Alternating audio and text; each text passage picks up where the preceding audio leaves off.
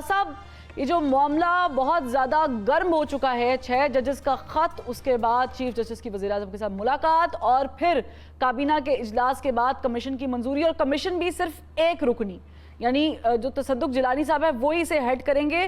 اس معاملے کو آپ کیسے دیکھ رہے ہیں، ان الزامات کو؟ پہلے میں اس میں ریورس آرڈر میں آپ کو بات لے لوں تاکہ سمپل ہو جائے۔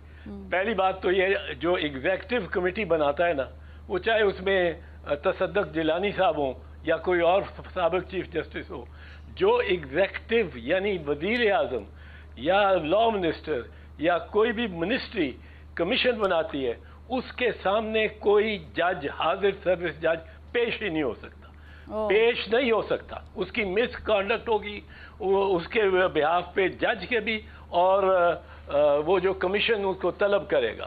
یہ ہمارے ہاں ایک بڑا پختہ اصول بنا دیا گیا ہے گزشتہ 50 سال کی ججمنٹس میں کہ judiciary is independent of the executive, اور ایگزیکٹو از انڈیپینڈنٹ، اور لیجسلیچر از آلسو انڈیپینڈنٹ۔ ہر ایک نے اپنا اپنا کام کرنا ہے۔ ایک کو دوسرا طلب یہ کر کے یہ جی ایگزیکٹو بنا دیا، اس وقت جب چاہیں اس دفعہ تو ایک سابق چیف جسٹس کو بنا دیا ہے، کل کلاں یہ شہباز شریف مجھے بنا دیں گے یا کسی کو بنا دیں گے۔ یہ اختیار ہی نہیں ہے ان کو، اور یہ جج اس کے سامنے پیش ہی نہیں ہو سکتے۔ یہ اعتزاز صاحب، میں قطع کلامی کی معافی چاہوں گی، آئین کی روح سے پیش نہیں ہو سکتے یا ایتھیکلی پیش نہیں ہو سکتے؟ نہیں، آئین کی روح سے، آئین کی روح سے۔ ٹھیک ہے، یہ انڈیپینڈنس آف جوڈیشری کا جو کانسیپٹ ہے، جو عزیز اللہ میمن کے کیس میں ہے، جو اچکزئی کے کیس میں ہے، جو یہ اس کے یہ جو ایک وہ بہت سارے کیسز، ٹرسٹ جو ہے، دیگر کیسز، اس میں اتنے کیسز ہیں جن میں یہ اب بہت بہت بہت وہ ججز کیس ہے 20 مارچ 1996 کا، ان کی سجاد علی شاہ صاحب کی ججمنٹ ہے، اور پورے 7 ججز ہیں۔ اس طرح جتنے ہیں یہ کیسز، یہ بہت، اب انہوں نے کہا ہے کہ سبارڈینیٹ کیا ہی نہیں جا سکتا ججز کو ایگزیکٹو کے سامنے۔ سیشنز جج نہیں پیش ہونے کے ہو سکتا اس میں، اگر ایگزیکٹو اتھارٹی بلائے۔ تو پھر اس کی اہمیت کیا ہے اعتزاز صاحب؟ اس کمیشن کو بنانے کی کیا وجہ تھی؟ یہ مجھے سمجھ نہیں آتی، مجھے نہیں سمجھ آتی بی بی، یہ کیا لا منسٹر کو نہیں پتا، یہ قاضی فیض کو نہیں پتا، از دا چیف جسٹس، کہ یہ آپ کوئی ایگزیکٹو کمیشن نہ کوئی ایف آئی اے بلا سکتا تو کل، ورنہ تو کل ایف آئی اے بلائے گی ججز کو۔ ججز کے خلاف کاروائی صرف اور صرف ایک کر سکتا ہے ادارہ، وہ ہے سپریم جوڈیشل کاؤنسل، جس کے پاس یہ گئے ہیں، 6 گئے ہیں، انہوں نے ایک استدعا کی ہے، اور یہ میں آپ کو بتاؤں، یہ 6 ہائی کورٹ کے ججز کا یہ کہنا کہ ہم پہ پریشر، دباؤ ڈالا جاتا ہے، یہ کہنا کہ ہمارے کسی ایک کے رشتہ دار کو اٹھا کے اس کو الیکٹرک شاک بھی لگائے ہیں، یہ کہنا کہ ہمارے گھر سے یہ نکلے ہیں ویڈیو ٹیپنگ کے انسٹرومنٹ، اور U S P latest recording کی جو اسی دن ہو رہی ہوگی، وہ بھی ساتھ نکلی اور آئی ہے۔ یہ کہنا کہ ایک جج کو اتنا دباؤ ڈالا اور کہ اس کو پھر اس نے جب نہیں کیا تو اسلام آباد سے اس کو پنجاب بھیج دیا، پنجاب میں اس کو بھاولپور لگا ہوا ہے، اور اس کا نام لیتے ہیں کہ فلاں جج۔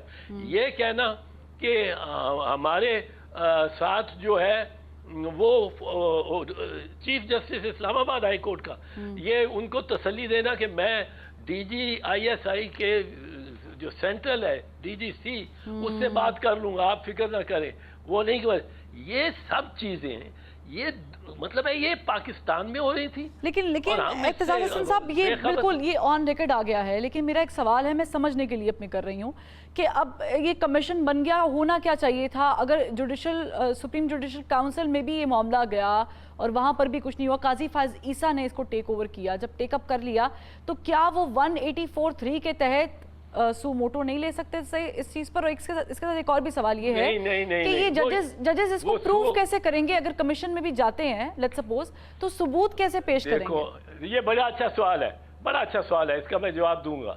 लेकिन मैं आपको ये बताना चाह रहा हूं कि एक चीज जो बड़ी क्लियर, पहली चीज कि ये काजी फैज ईसा एब्रोगेट ही नहीं कर सकता, दस्तबरदार नहीं हो सकता अपनी इख्तियार से कि वो अपने 4-6 जजेस को कहे आपने जाके फलां के सामने पेश होना है, और वो फलां जो है वो उसकी अपॉइंटमेंट एग्जीक्यूटिव ने की हुई है, वो चाहे एक्स जुडिशियल ऑफिसर हो, उसका अपॉइंट किए।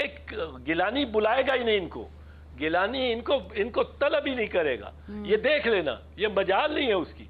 ये अपना ये रिट करेंगे हाई कोर्ट में कि आपको ने किस तरह हमें बुला लिया, तलब कर लिया, और फिर सुप्रीम कोर्ट तक जाएगा। ये एक बहुत बड़ा फसाद पड़ने वाला है। अब इसमें देखो, आपने पूछा कि वो जो उन्होंने इल्जामात लगाए, ये जो जजेस ने इल्जामात लगाए हैं वो किसका साबित करेंगे? देखो बीबी, ये ज़बानी गवाही जो है ना, इसको परखने के अब हमारे पास कम से कम 200-300 साल की नज़ीरें हैं। अच्छा, कि किस तरह परख रहे हैं। मैं आपको मिसालें देता हूं। तो ये एक गवाह बयान देता है, उस पर जिरा भी हो जाती है, और फिर जज ने फैसला करना होता है। जज ने वाकया तो नहीं देखा होता कि बंदूक किसने उठाई, किसने मारा। जज ने तो उसके इन गवाहियों से ही रिकंस्ट्रक्ट करना होता है ना वाकया। अब जज के सामने एक गवाह जो बयान देता है, अब जज उसकी जिरा भी हो जाती है, उसको जज करता है, उसने अपना फैसला देना। अब वो उसके लिए क्या असूल है? एक है कि क्या ये गवाह अकेला ये कह रहा है कि कोई और भी कह रहा है?